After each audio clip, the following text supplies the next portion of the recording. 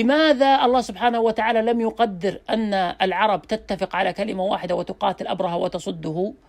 حتى لا يكون للمشركين يد ومنة على بيت الله جل وعلا، بل تكون المنة لبيت الله على قريش والعرب.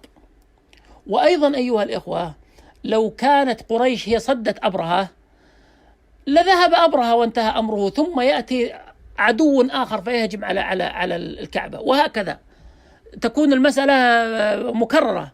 لكن الله سبحانه وتعالى أراد أن يرسل عقوبة من عنده حتى يقطع التعدي على بيته الحرام.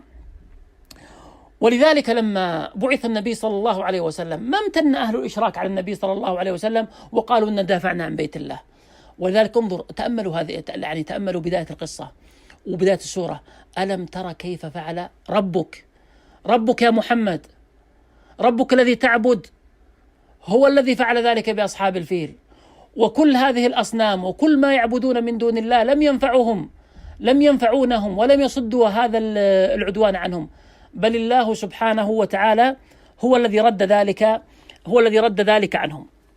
وهنا أمر أيها الإخوة، الله سبحانه وتعالى في تعظيمه لهذا البيت حتى في كتابه. أنت لما تقرأ في كتاب الله تجد أن الله جل وعلا دافع عن هذا البيت. يعني قال تعالى: وكأي من قرية هي أشد قوة من قريتك التي أخرجتك. ماذا قال الله سبحانه وتعالى؟ ما قال أهلكناها يعني يقصد مكة، لا، قال أهلكناهم فلا ناصر لهم، تعظيما لهذا البيت لئلا يظن أنه سيناله الإهلاك، كما فعل الله جل وعلا في القرى العاتية. والله جل وعلا ينسب في كتابه الظلم إلى القرى في أكثر من موضع، كما قال الله جل وعلا: فكأي من قرية أهلكناها وهي ظالمة، إلا مكة لم ينسب الظلم إليها، وإنما نسبه لأهلها تعظيما لها أن ينسب إليها شيء من الظلم.